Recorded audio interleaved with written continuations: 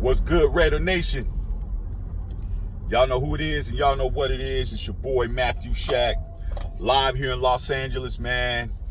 And it's been a couple of days since the Las Vegas Raiders put foot to ass on the Pittsburgh Steelers, man. And that rivalry, like I said in previous videos, has a lot of bad blood, man. A lot of bad blood between us and Pittsburgh and the Pittsburgh fan base, man. But at the end of the day, man, all of that could be solved on the football field.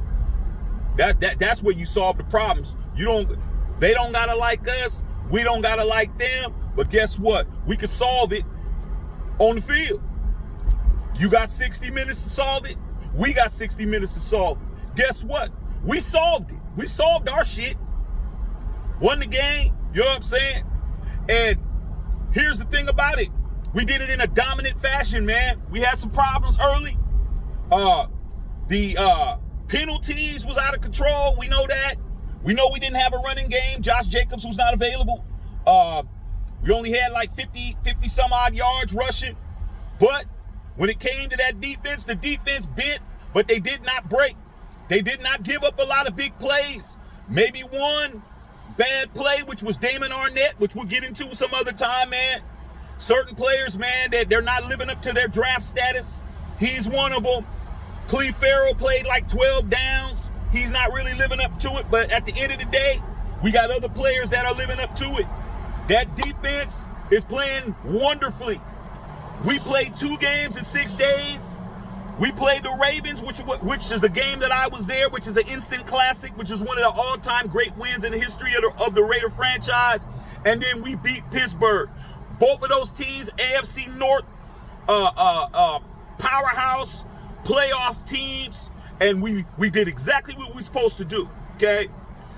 Those of us that are out here waiting for recognition from ESPN, from, my son's here, ESPN, Fox Sports 1, NFL Network, y'all can keep waiting. You know what I'm saying? They giving us a little bit of love. Every time I see somebody saying, hey, we're getting love, and then I go and check it out, they're always saying, hey, well, it's early in the season. Always a but. It's always a but after. We're waiting to find out whether or not they're really for real and all of that, man. I don't got time for all of that. What I got time for is this next game that we're going to be playing against Miami, okay? And I will be talking about that later in the week. But as far as this game is concerned, hey, man, Derek Carr right now is leading the NFL in passing yards. He has passed for over 800 yards in 2 games.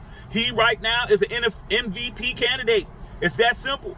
He's the number 1 quarterback as far as 2 weeks is concerned. He's doing everything he's supposed to do. He's throwing the ball down the field. He's not giving up any turnovers. He's not throwing any interceptions. He threw an interception because Willie Snead against the Ravens had the ball go through his hands. That's just the product of being a quarterback in the National Football League. Sometimes your player is out of position, or they don't catch the ball. They knock the ball up in the air. It still goes on your stat line as an interception. The boy's playing exactly the way he's supposed to. He's putting the ball on the numbers. He's hitting all kinds of different receivers, okay? The Steelers thought that they could just go ahead and shut down and double up on Darren Waller, and that was their ass. That was the coup de grace.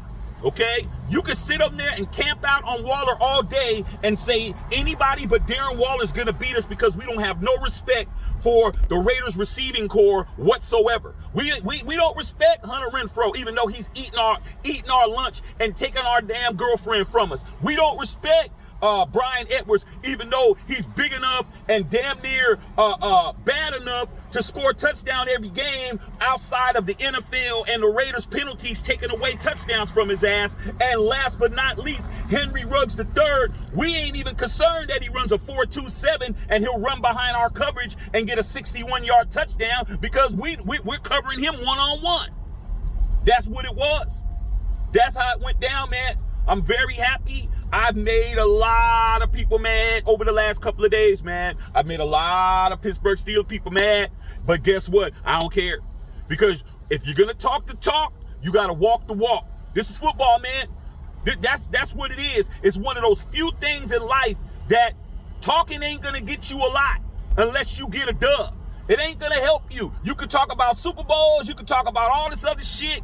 But at the end of the day, you got 60 minutes to get something done. You didn't get it done. That's what I was telling them. At the end of the day, that's how it goes. Pittsburgh, you guys have to understand that the Raiders and all y'all that was watching me talking about that a 3-game lead in the Lifetime series isn't really owning. How about 4 now? How about us winning 6 of the last 8? How about us winning 4 of the last 5? How about the Steelers having a 2-game losing streak against the Raiders? How about us playing 30 games and we won 17 and you won 13? How about even in the playoffs, we have a 13-10 advantage? Come on, man.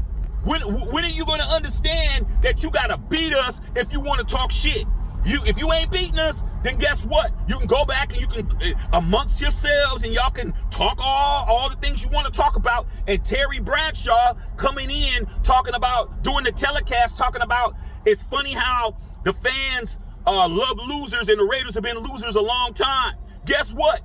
Those of you Steeler fans out there who don't know your own history, there was a time when Terry Bradshaw called Al Davis begging for him to trade for him to come to the damn Raiders and shit.